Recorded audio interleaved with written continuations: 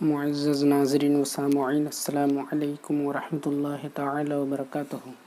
جیسا کہ اس سے پہلے کی ایک ویڈیو کلپ میں بتا چکا ہوں کہ قربانی کا جانور اگر خریدتے وقت بہت اچھا تھا، تندرست تھا، موٹا تازہ تھا، قربانی کے وقت اگر اس میں کوئی عیب پیدا ہو جائے تو اس میں کوئی حرج نہیں ہے۔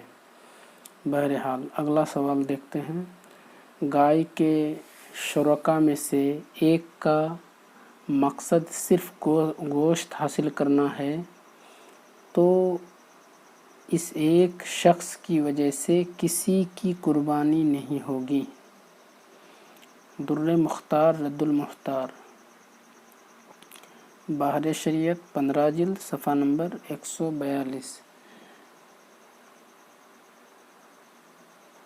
دیکھیے، قربانی اگر منت کی ہو، قربانی کی منت مانی ہو اگر کوئی، تو اس کا گوشت نہ خود کھائے اور نہ کسی مالدار کو کھلا سکتا ہے، بلکہ اس کو صدقہ کرنا واجب ہے۔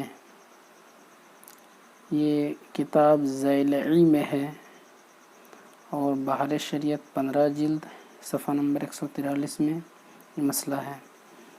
اگلا سوال یہ ہے کہ ذبح کرتے وقت ہمیں کن چیزوں کا خیال رکھنا چاہیے؟ دیکھیے، ذبح کرتے وقت ہمیں بالخصوص دو چیزوں کا بہت خیال رکھنا چاہیے۔ ایک تو یہ ہے کہ جانور کو ذبح کرتے وقت بسم اللہ اللہ اکبر کہیں، ورنہ جانور حلال نہیں ہوگا، حرام ہو جائے گا۔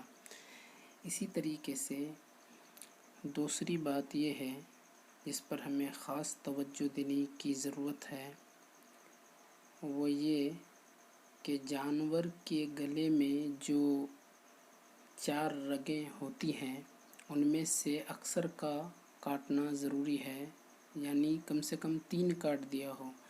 اگر اس میں سے کم کاٹا ہے تو پھر اس کی قربانی درست نہیں ہوگی۔